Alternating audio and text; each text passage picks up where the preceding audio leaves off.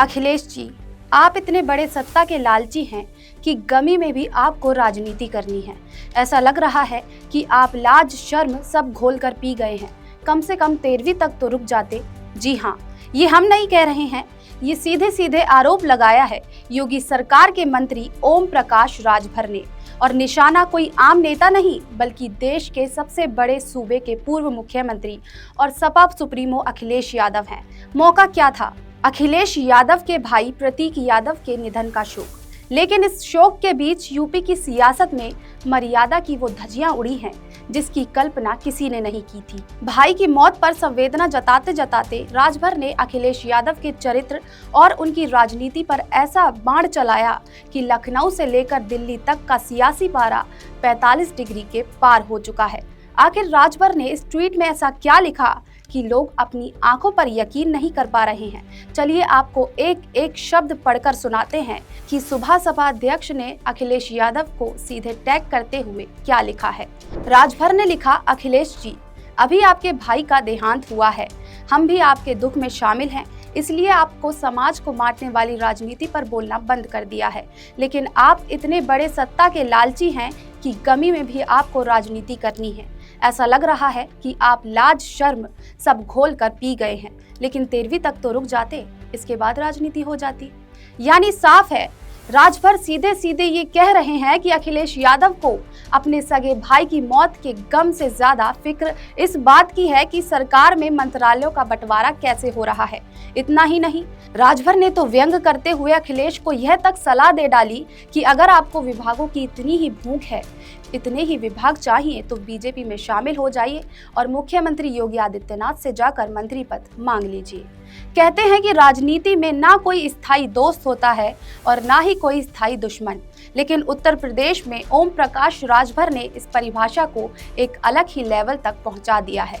आज जो राजभर अखिलेश यादव को लाज शर्म की दुहाई दे रहे हैं, जरा उनके साथ फ्लैशबैक की सैर कीजिए। साल 2022 था, यूपी का विधानसभा चुनाव। तब यही ओम प्रकाश राजभर अखिलेश यादव के साथ रथ पर सवार होकर खदेड़ा होबे का नारा बुलंद कर रहे थे। दोनों साथ मिलकर बीजेपी को यूपी में उखाड़ने का दम भर रहे थे। लेकिन जैसे ही चुनाव के नतीजे आए और समाजवादी पार्टी बहुमत से दूर रह गई, वैसे ही राजभर के सुर और वफादारी दोनों बदल गए। सपा की हार के ठीक बाद राजभर ने अखिलेश यादव पर ताना मारा कि वो एसी कमरे से बाहर नहीं निकलते। गठबंधन टूटा और राजभर पलटकर वापस वहीं चले गए जहां से आए थे, यानी एनडीए के पाले में, योगी सरकार के मंत्रिमंडल में।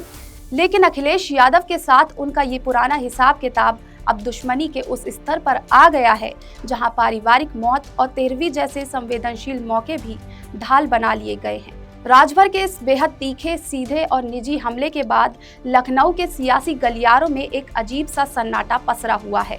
सोशल मीडिया पर तुरंत और करारा जवाब देने वाली समाजवादी पार्टी और खुद अखिलेश यादव की तरफ से इस ट्वीट पर अब तक कोई ऑफिशियल रिएक्शन नहीं आया है। लेकिन राजनीति को समझने वाले जानते हैं कि यह सन्नाटा किसी बड़े तूफान से पहले की शांति है। समाजवादी पार्टी के नेता दबी जुबान से कह रहे हैं कि राजभर मंत्री पद की मलाई खाने के लिए किसी भी स्तर तक गिर सकते हैं और किसी के पारिवारिक दुख का राजनीति इस्तेमाल करना राजभर की संस्कृति हो सकती है, समाजवादियों की नहीं।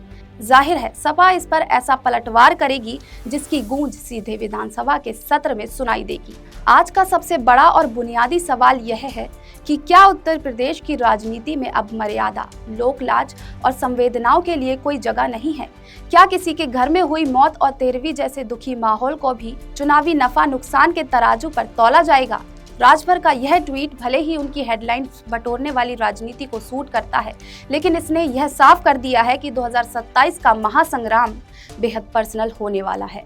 आपकी इस पर क्या राय है, हमें कमेंट्स में बताएं।